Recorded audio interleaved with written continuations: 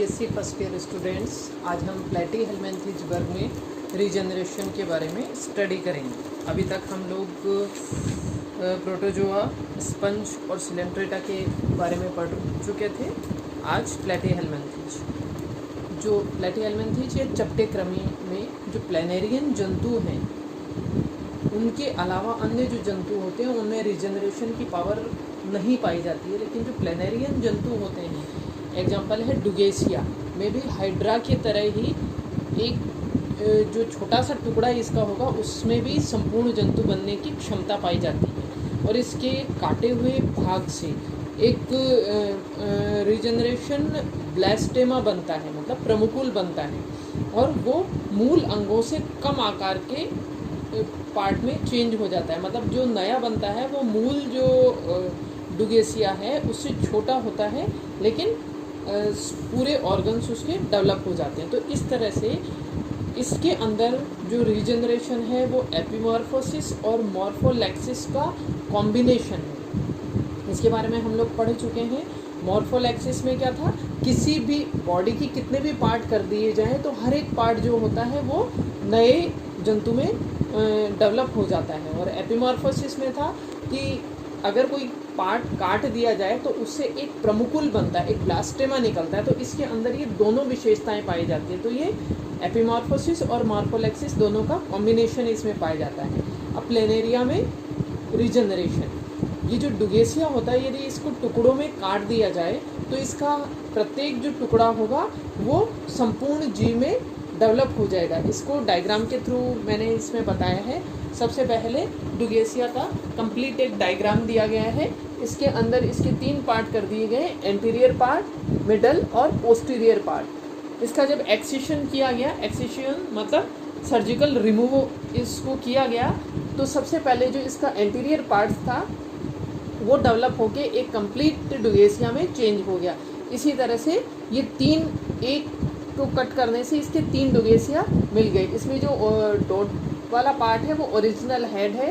इन तीनों में original part के अतिरिक्त ये जो पार्ट है वो इसमें डेवलप कर गया और एक कंप्लीट संपूर्ण जीव इसमें बन गया। ठीक है। ये जो चपटे प्लेटी-हेलमिंथेज होते हैं उसके 3 वर्ग हैं, टर्बिलेरिया, ट्रिमेटोडा और सिस्टोडा। इसमें से टर्बिलेरिया जो होता है वो मुक्त जीवी होते हैं, और प्लेनेरिया जो है इसी टर्बिलेरिया वर्ग का त्रिशाखित आंत्र वाला जंतु है। ठीक है।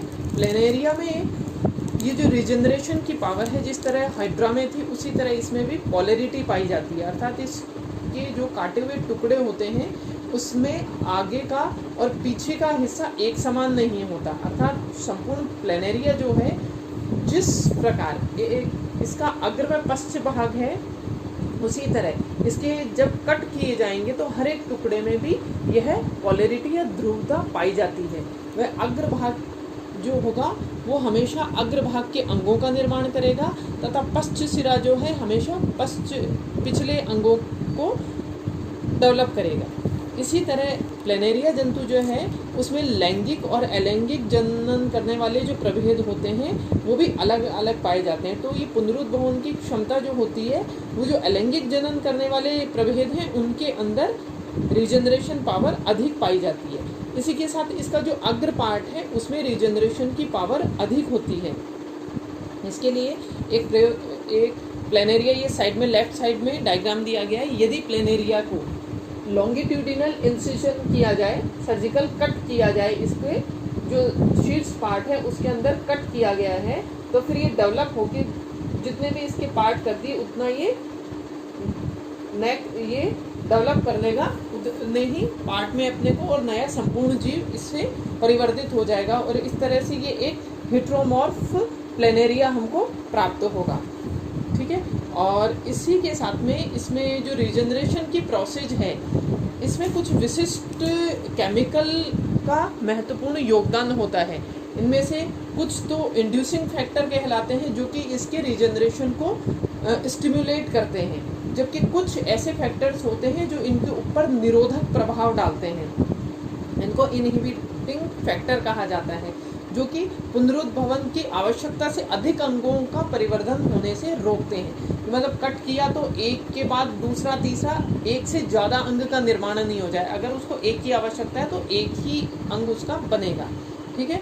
और इसी तरह रिजनरेशन के समय ये जो खोया हुआ अंग होता है वो एक विशेष क्रम से उनका निर्माण होता है, और जो नया विकसित हुआ भाग होता है उससे में जो ये फैक्टर्स उत्पन्न होते हैं वो अगले भाग को रिजनरेट करने के लिए स्टिमुलेट करते हैं। इसी के साथ ये जो हमने इसमें पढ़ा कि इसमें जो इंड्यूसिंग फैक्टर होते हैं उसी के साथ में इसमें इनहिबिटिंग फैक्टर भी पाए जाते हैं, जो कि इसकी रिजनरेशन की पावर को कंट्रोल करने में सहायता करते हैं। क्योंकि ये इसलिए करते हैं कि रिजनरेशन के समय एक प्रकार का एक ही अंग उत्पन्न हो। इसके लिए कुछ एक्सपेरिमेंट किए गए थे। एक प्रयोग इसमें किया गया, इसमें कल्चर मीडिया के अंदर रीजनरेट करते हुए प्लेनेरिया को रखा गया, और इसी कल्चर मीडिया के अंदर जो प्लेनेरिया का शीर्ष था उसको पीस कर मिला दिया गया, जिसके कारण क्या हुआ, अधिकांश जो रिजनरेट हुए जंतु थे उनके अंदर मस्तिष्क नहीं पाया गया,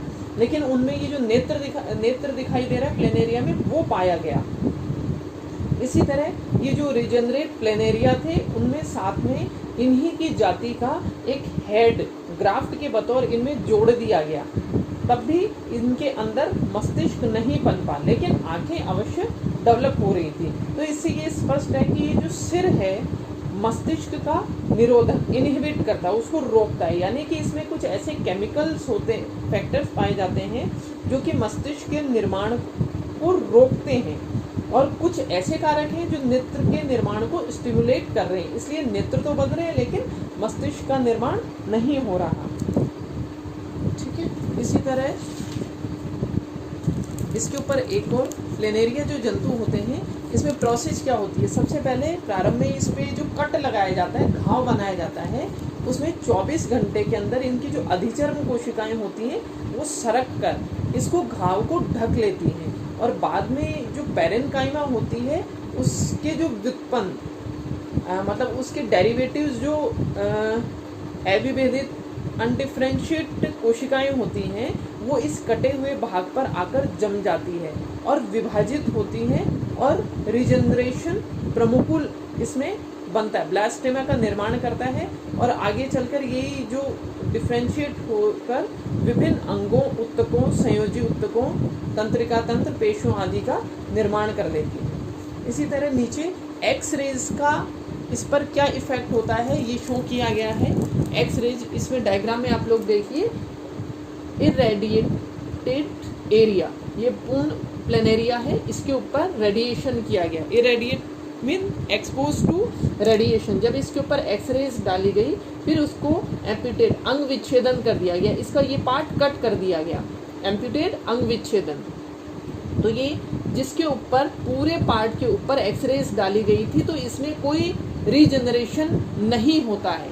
नेक्स्ट एक्सपेरिमेंट के अंदर इसका हाफ पार्ट जो ऊपर का अपर पार्ट है एक्सपोज्ड एरिया, इस हाफ पार्ट को एक्सपोज किया गया एक्सरेज से, इसके ऊपर एक्सरेज डाली गई, और ये जो नीचे का पार्ट है प्रोटेक्टेड जोन, इसको प्रोटेक्ट किया गया, इस पर एक्सरेज नहीं डाली गई। तो इसमें देखा गया कि ये जो फिर इसके बाद इसको एम्प्यूटेड अंग विच्छेदन कर दिया गया, ऊपर का हिस्सा कट कर दिया गया, तो फिर यहाँ से जो नीचे का हिस्सा है प्रोटेक्टेड जोन, यहाँ से माइग्रेशन हुआ, इस यहाँ से ये जो एम्प्यूटेड पार्ट है इससे माइग्रेशन होगा ऊपर की तरफ, और फिर ये जाके रीजनरेशन होकर पूरा प्लेनेरिया, संपूर्ण प्लेनेरिया बन जाएगा। तो ये ऊपर का पार्ट रीजनरेट हो गया वापस। तो इस तरह से प्लेनेरिया के अंदर ये जो ब्लास्टेमा बनाने वाली कोशिकाएं होती हैं, ब्लास्टेमा मतलब प्रमुकुल बनाने वाली कोशिकाएं गमन करके शरीर के दूर के हिस्सों से उस घाव वाली जगह पर, जो ये घाव वाली जगह थी यहाँ पर वे पहुँच गई, ठीक है, पहुँचती हैं और फिर वो इसका निर्माण करती है। जैसे एक्सरेज डाली गई तो इसमें अंग विच्छेदन करके इसका जब अध्ययन किया गया तो जिस पार्ट में एक्सरेज नहीं डाली गई थी वहाँ से ये कोशिकाएं वहाँ पहुँचकर और नए संपूर्ण प्राणी का निर्माण कर लेती है। वैज्ञानिकों ने ड्रोसोफिला, प्लेनेरिया आदि अनेक जीवों में एक प्रकार के जीन फैमिली की पहचान की, जो कि स्टेम कोशिकाओं के विभाजन के लिए रेस्पॉन्सिबल होती है और रीजनरेशन में सहायता करती है। इनको पीबी जीन फैमिली कहा जाता है। नेक्स्ट, अगले वीडियो।